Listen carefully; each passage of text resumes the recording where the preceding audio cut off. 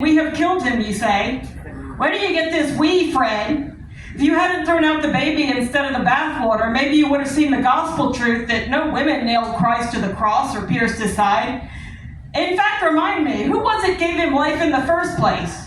Who grew him from the seed in her womb, swallowed and passed down by the very first mother? No wonder the church hunted witches. If a woman can literally make God flesh, what else might she bring into the world? Any woman might be a witch. That's why, no matter how many they hanged and burned, men still couldn't silence the sound of mocking, howling laughter that kept them awake at night. The positivists came close to killing the witch, calling her a hysterical woman, bid her put away her silly superstitions and devote herself and her cauldron to making their dinners. You didn't live to see it, so let me tell you, Vienna was a real circle jerk. And speaking of jerks from Vienna, get a load of this penis envy concept one of your followers came up with. More like repackaged, dressed up and rationalized, but still the same old penis step fear projecting its ugly head again. I guess when you identify with a thing dangling between your legs for all the world to see, all the world looks like a thief. These days, philosophers mostly scoff at such gender essentialism, but at the risk of outing myself as a bad feminist, I'm a little sad to see it go. Seems almost ungrateful when men were kind enough to recognize our power.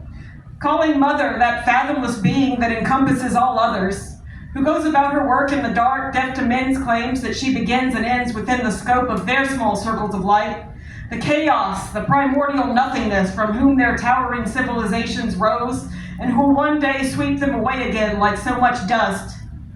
But even these things fall apart, for to be a woman is to know there aren't enough libraries in the world to contain all the books we could write on the subject of men's ignorance.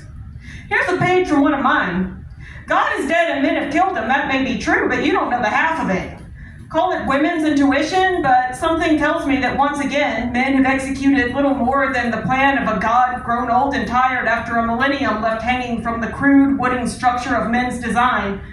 For, as any witch worth her salt could have told you, death is just another word for rebirth, and even now God is somewhere sleeping, waiting for the right moment to spring from a woman's head and say, "Here I am again." Thank you. Very good. And I'm not going to beat the pretentiousness claims with this one, but I read Infinite Jest, and immediately I recognized, I was like, oh, David Foster Wallace, you're a neurotic like me. This is called Infinity Plus One.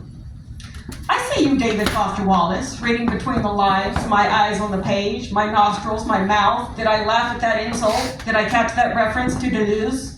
Did I see what you did there with that motif about the cage? I see you, David Foster Wallace, because you write like me. If I were David Foster Wallace, or at least you did. If I'm being honest, I think you would have given me the howling phantods back then, when I was a kid, turning in on myself over anxiety I didn't yet have a word for. Speaking of which, did you ever watch Evangelion? I finally got around to it while reading Infinite Jest, and let's just say there's a compelling crossover fix somewhere in that mix. I wonder what you might have made of Anno's magnum opus. Alas, I guess we'll never know, but I can't say I blame you for what you did. My mother suffered a similar fate, and I'm not as different from her as I once thought. Tell me, David Foster Wallace, how is it on your side? Have you found answers there, like how to believe you have no stomach without losing your mind? I like to say that good literature answers questions. Great literature asks them. And now it occurs to me that maybe questions are the answer. Real cute, huh? But let's play with it. After all, the play's the thing, right? After all, oh, the subtext just keeps on writing itself. The questions, the plays, the word games. Maybe the point is there is no point. Again, too clever by half, but let's see where it goes. Maybe for the answer to be, we must keep it all in the air. An infinite juggle, if you will. Because the moment we fully grasp the thing, show's over. Is that why you ended it the way you did? I mean, Infinite Jest, not your life, although people say it doesn't really end, that is, it just kind of stops. You said an ending lay just beyond the shore of the final page for anyone who cared enough to puzzle it together. I admit I Googled it. Can you blame me, David Foster Wallace?